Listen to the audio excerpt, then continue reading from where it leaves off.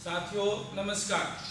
Bugalia classes YouTube channel पर आप सभी का हार्दिक स्वागत है।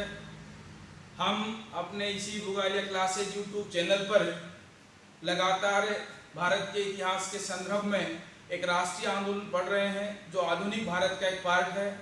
इस आधुनिक भारत में हमने 1857 की क्रांति के बाद में हमने कांग्रेस की स्थापना के बाद में भारत के अंदर जो दिल्ली दरबार थे वो, मुस्लिम लीग की स्थापना, बंगाल विभाजन, स्वदेशी आंदोलन, इनको पढ़ रहे थे।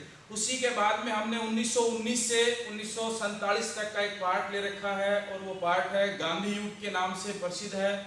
उस गांधी का जीवन परिचय हमने पढ़ा था कि गांधी की कानूनी शिक्षा है वो ब्रिटेन में हुई थी।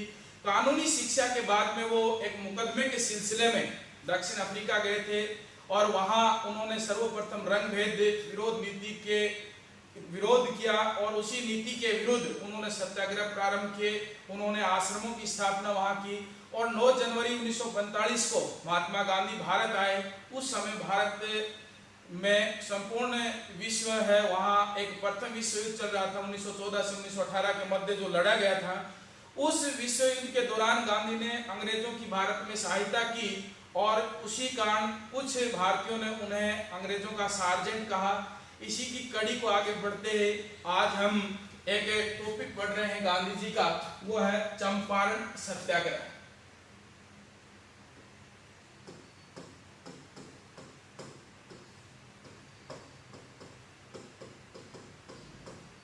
चंपारण सत्याग्रह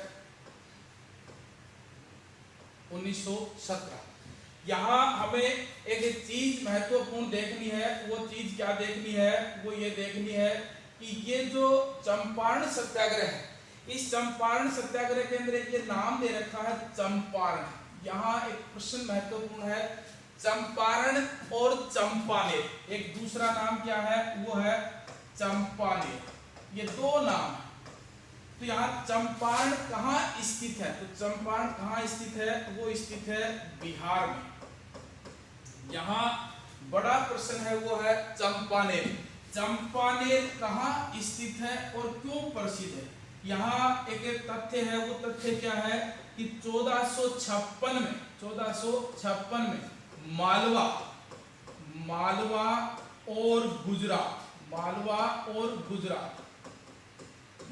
और गुजरात के शासकों के मध्य चंपानेर की संधि हुई थी 1456 में। चंपानेर का अहदनामा, इन दोनों शासकों ने तय किया था कि हम राणा कुंभा जो मेवाड़ के शासक थे 1433 से 1468 तक, राणा कुंभा को पराजित करके हम मेवाड़ का साम्राज्य है उसका विभाजन कर लेंगे। इन दोनों ने इसके बाद एक युद्ध लड़ा और उस युद्ध में महाराणा कुंभा ने इन दोनों को पराजित कर दिया और इसी पराजित करने के बाद महाराणा कुंभा ने कुशाला माता के मंदिर का निर्माण करवाया था। ये प्रश्न बहुत महत्वपूर्ण है। कुशाला माता का मंदिर जो बनवाया था ये किस विजय का प्रतीक है? तो ये चंपानेर अहदनामा जो संधि हुई थी उसके बाद बनाया था। और ये जो चंपारण है, ये चंपारण कहाँ है? बिहार में। अगला जो तथ्य है उसकी बात करते हैं। चंपारण है बिहार में। बिहार बहुत बड़ा एक स्टेट है और इस स्टेट में कई प्रश्न बहुत महत्वपूर्ण बनते हैं। चंपारण, तो चंपारण की बात करते हैं तो यहाँ चंपारण की बात करते हैं तो ये एक महात्मा गांधी का भारत में प्रथम सत्याग्रह था। प्रथम सत्याग्रह महत्वपूर्ण है। महात्मा गांधी का भारत में प्रथम सत्याग्रह कौन सा था? तो महात्मा गांधी का भारत में प्रथम जो सत्याग्रह था वो कौन सा था?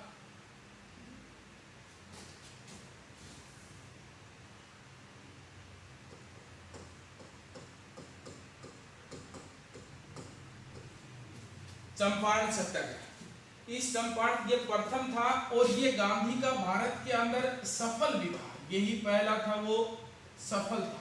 अब यहाँ प्रश्न इससे क्या क्या बनते हैं? वो ये बनते हैं कि ये जो गांधी जी महात्मा गांधी है, महात्मा गांधी का जो ये सत्याग्रह है इस सत्याग्रह को प्रेरित करने वाला कौन था? तो उस व्यक्ति का नाम है राजकुमार शुक्ल।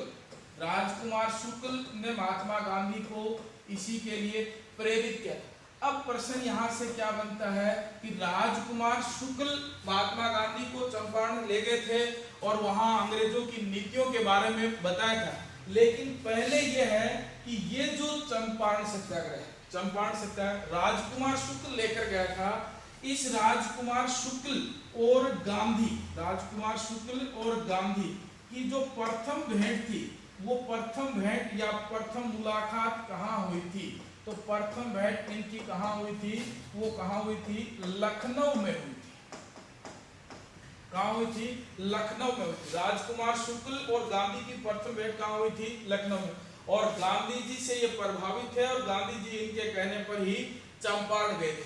यहाँ चंपारण में स्थिति क्या थी? चंपारण में स्थिति थी यहाँ 3/20, 3/20।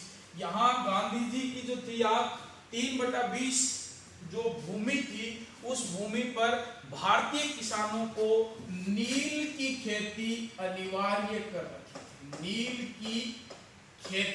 नील की खेती के विरुद्ध गांधी का भारत में ये प्रथम सत्याग्रह था। तो किसान अपनी उपज का कम से कम जो थी इनकी भूमि, उसके 3/20 भाग पर क्या करना पड़ता था? इनको खेती करनी पड़ती थी और नील की खेती करनी पड़ती थी। अब प्रश्न आता है कि इसमें विशेष प्रश्न क्या आता है कि एक व्यक्ति है, उस व्यक्ति का नाम है दीनबंधु। दीनबंधु का एक नाटक है, उसका नाम है नील दर्पण।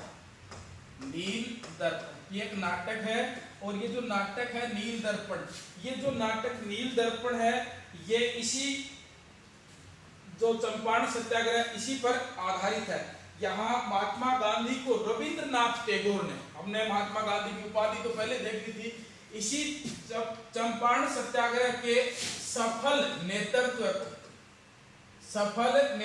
को देखकर रविंद्रनाथ टैगोर भारत के प्रथम नोबेल पुरस्कार विजेता रविंद्रनाथ टैगोर ने इन्हें महात्मा की उपाधि प्रदान की थी। कौन सी उपाधि प्रदान की थी? महात्मा की उपाधि प्रदान की थी। तो महात्मा गांधी का भारत में एक प्रथम सफल सत्याग्रह था जिसमें महात्मा गांधी सफल हुए। इस चंपारण सत्याग्रह के बाद में अगला जो सत्याग्रह था महात्मा गांधी का, वो था अहमदाबाद मिल मजदूर सत्याग्रह। अब यहाँ एक प्रश्न और बहुत महत्वपूर्ण है। वो प्रश्न क्या महत्वपूर्ण है? वो प्रश्न ये है कि ये जो चंपारण सत्याग्रह है गांधी जी का, इस चंपारण सत्याग्रह का विरोध करने वाला कौन था? चंपारण सत्याग्रह का विरोध किस व्यक्ति ने किया? किस व्यक्ति द्वारा किया गया? किस व्यक्ति द्वारा किया गया?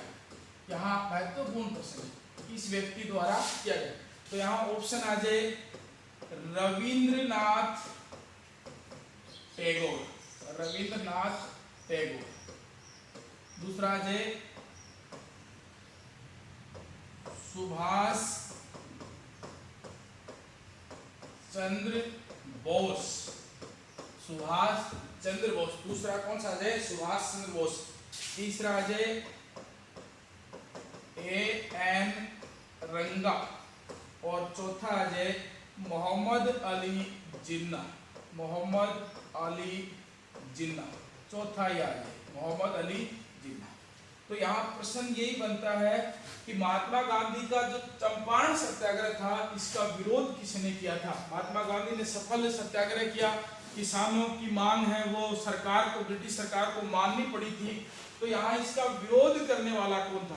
तो यहाँ प्रश्न ये है रविंद्रनाथ टैगोर ने गांधी जी को महात्मा की उपाधि प्रदान की। सुभाष चंद्र बोस है, इन्होंने महात्मा गांधी का विरोध त्रिपुरी अधिवेशन के बाद किया था। उसके बाद में यहाँ है एन और मोहम्मद अली जिन्ना असहयोग आंदोलन तक गांधी के साथ थे। असहयोग आंदोलन को वापस लेने के बाद ये अलग हुए थे। तो यहाँ ये तीनों भी ऑप्शन गलत हो जाएंगे और सही ऑप्शन कौन सा होगा, एन रंगा। तो ये था चंपारण सत्याग्रह। इसके बाद में अगला जो है वो है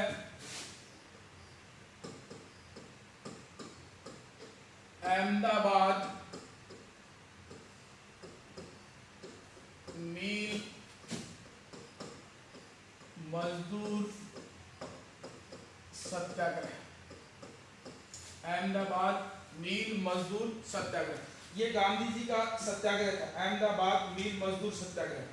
यहाँ स्थिति क्या थी, यहाँ स्थिति यह है कि गांधी के बारे में 3 तथ्य तो ये याद ही रखने हैं। गांधी का प्रथम सत्याग्रह की जब बात आती है तो वो कहाँ था, दक्षिण अफ्रीका में, रंग भेद के विरुद्ध। किसके विरुद्ध था, रंग भेद के विरुद्ध। अगला जो आता है कि भारत में प्रथम कौन सा था, भारत में प्रथम, तो भारत में प्रथम था वो कौन सा था, चंपारण, अभी हमने देखा है। अब प्रश्न आता है कि गांधी जी का प्रथम मजदूर सत्याग्रह कौन सा था, गांधी जी का प्रथम मजदूर सत्याग्रह, गांधी जी का प्रथम मजदूर सत्याग्रह। तो गांधी जी का प्रथम मजदूर सत्याग्रह कौन सा था, वो था अहमदाबाद मील मजदूर सत्याग्रह। यहाँ क्या स्थिति थी कि मील जो मालिक है, मील मालिक है और यहाँ जो मील मालिक है इनके काम करने वाले जो मजदूर थे, इन मजदूरों के बीच आपस में एक तो यहाँ बोनस को लेकर एक यहाँ प्लेग नामक बीमारी के कारण बोनस नहीं बढ़ाया गया, प्लेग बीमारी है उसको लेकर यहाँ इनमें आपस में विवाद हो गया। यहाँ मजदूरों ने बोनस बढ़ाने की मांग की, अंत में 35% पर समझौता हुआ था। और वो 35% पर समझौता क्या था, महात्मा गांधी ने इस समय मजदूरों के 35% बोनस बढ़ाने का इनका समर्थन किया था, मजदूरों के साथ थे। यह गांधी ने इस आंदोलन को भारत में चलाने के लिए यहाँ एक महत्वपूर्ण घटना हुई थी। पहली बार यहाँ हड़ताल का प्रयोग किया था और वो जो हड़ताल का प्रयोग किया था गांधी ने, वो कौन सी हड़ताल की थी, यहाँ भूख हड़ताल का प्रयोग गांधी जी ने यहाँ पहली बार कर लिया था। भूख हड़ताल का प्रयोग यहाँ गांधी जी ने पहली बार कर लिया था। अब यहाँ प्रश्न आता है कि महात्मा गांधी के साथ अनसुईया बेन, इस अहमदाबाद में महात्मा गांधी के साथ अनसुईया बेन भी गांधी के साथ थी। तो महात्मा गांधी का ये भारत में दूसरा सफल सत्याग्रह था। अब यहाँ प्रश्न आता है कि अहमदाबाद टेक्सटाइल लेबर, अहमदाबाद, प्रश्न क्या आता है यहाँ पर, अहमदाबाद, प्रश्न क्या आता है, वो आता है Ahmedabad textile, Ahmedabad textile labour association, labour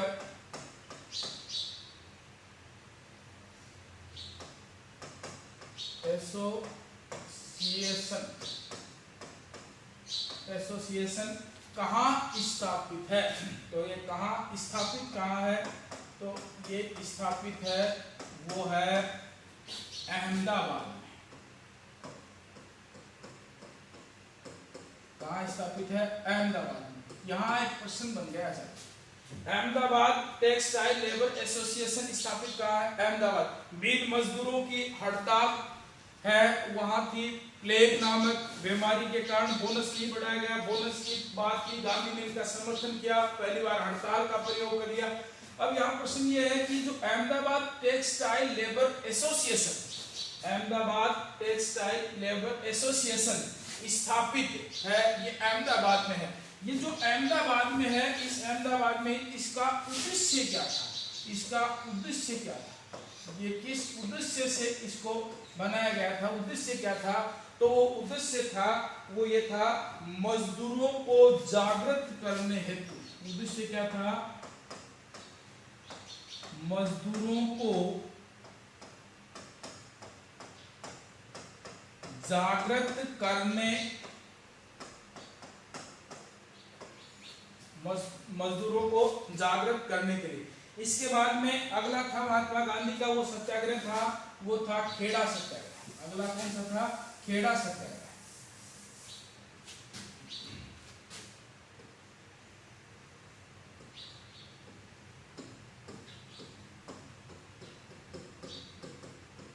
ये जो खेड़ा सत्याग्रह है 1918 का, यहाँ खेड़ा जो सत्याग्रह था महात्मा गांधी का वो है 1918 में, जब खेड़ा, ये खेड़ा कहाँ पड़ता है? खेड़ा पड़ता है गुजरात में ही है। खेड़ा कहाँ पड़ता है? गुजरात। यहाँ स्थिति क्या थी? जब फसल खराब हो गई थी, क्या खराब हो गई थी?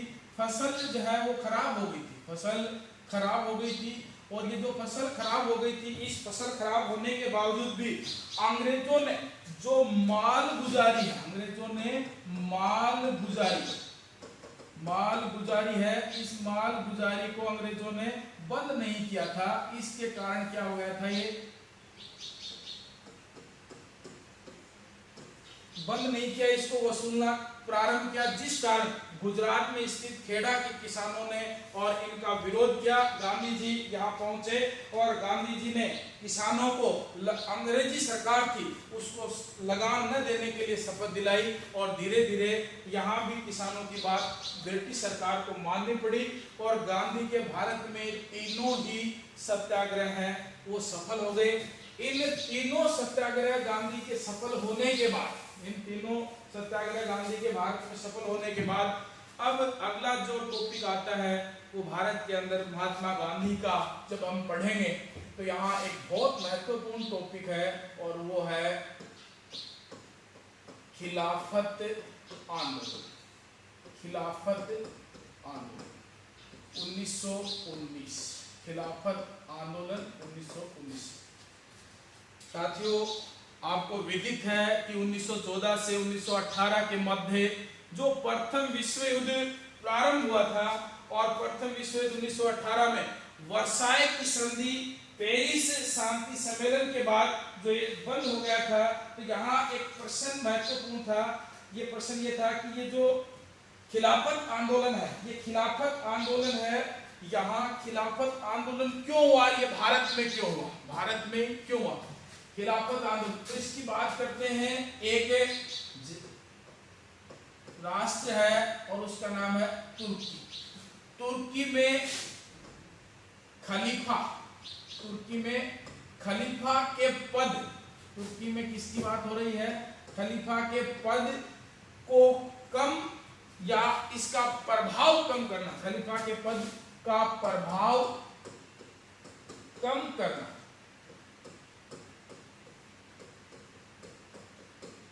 दूसरा कारण क्या था? तुर्की के अंदर दूसरा जो मूल कारण था वो क्या था?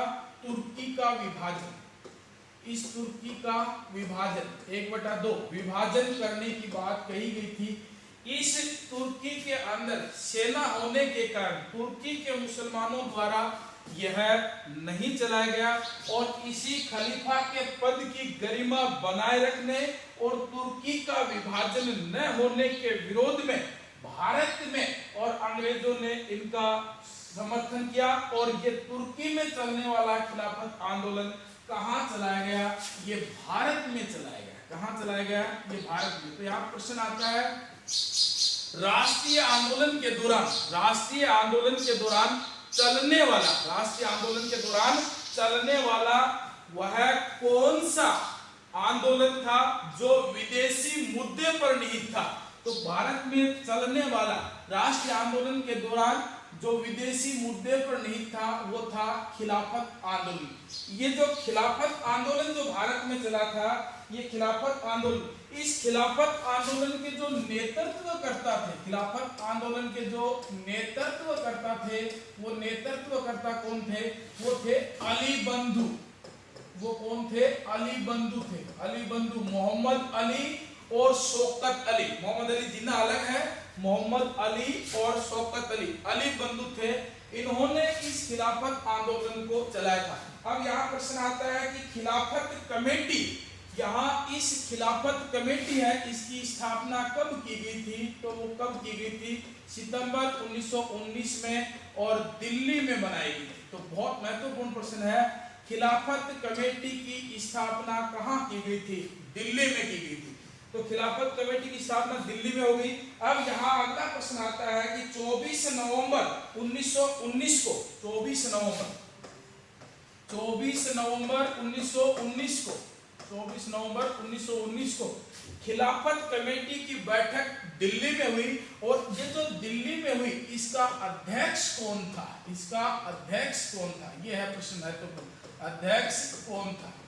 खिलाफत कमेटी है, ये दिल्ली में स्थापित थी। 24 नवंबर 1919 को यहाँ अध्यक्ष कौन बनता है खिलाफत कमेटी का? जो अध्यक्ष बनता है वो कौन बनता है? वो अध्यक्ष बनता है, वो बनने वाला कौन था? वो था महात्मा गांधी जी। गांधी ने खिलाफत कमेटी की जो 24 नवंबर 1919 को दिल्ली में बैठक हुई, उसका अध्यक्ष कौन था? वो अध्यक्ष था महात्मा गांधी। यहाँ जो महात्मा गांधी इसके अध्यक्ष थे, इस दौरान गांधी जी के साथ दो व्यक्ति और उपस्थित थे। उन दोनों व्यक्तियों के नाम क्या क्या हैं? एक का नाम था, वो नाम था मदन मोहन मालवीय। मदन मोहन मालवीय। एक का नाम क्या था? वो था मदन मोहन मालवीय। मदन मोहन मालवीय। और जो दूसरा व्यक्ति था वो था एम.एल. नेहरू। एम.एल. नेहरू, मोतीलाल नेहरू। ये भी गांधी जी के साथ इस यहाँ उपस्थित थे।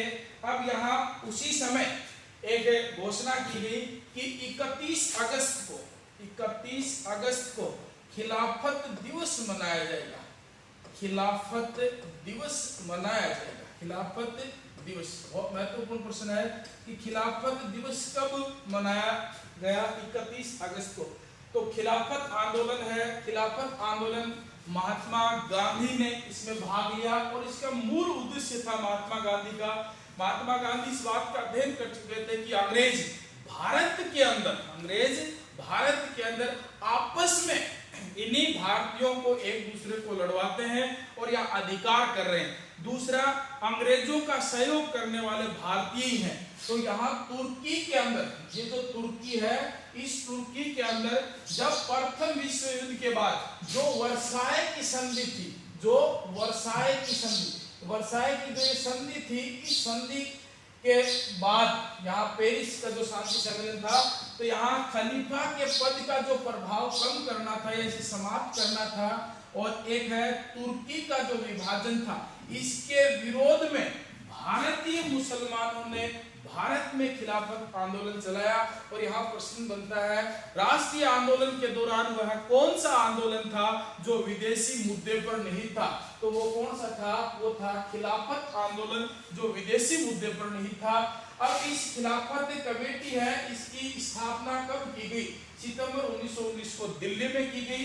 और इसकी जो बैठक हुई थी, उस बैठक है वो कब हुई थी? 24 नवंबर 1919 को। इसके अध्यक्ष कौन बने थे? तो अध्यक्ष किसको बनाया गया था? महात्मा गांधी को। और महात्मा गांधी के साथ इस समय मदन मोहन मालवीय और एम.एल. नेहरू, मोतीलाल नेहरू, ये दो व्यक्ति इनके साथ उपस्थित थे। और यहाँ खिलाफत दिवस है वो कब मनाया गया था? वो 31 अगस्त को बनाया गया था। साथियों, ये गांधी के प्रारंभिक घटनाएं थी। हम अपने नेक्स्ट क्लास के अंदर महात्मा गांधी के असहयोग आंदोलन के बारे में पढ़ेंगे 1920-22 का। उसके बाद में गांधी का जो बेलगांव अधिवेशन है उसको भी पढ़ेंगे। 1925 बहुत महत्वपूर्ण है, काकोरी कांड, उसको पढ़ेंगे। ये लगातार क्लासें आगे चलती रहेंगी। आपको नोट्स भी हैं इसी डिस्क्रिप्शन में आपको मिलते रहेंगे। और इस बुगालिया क्लासेस यूट्यूब चैनल है, इसको ज़्यादा से ज़्यादा सब्सक्राइब करें, लाइक करें। धन्यवाद।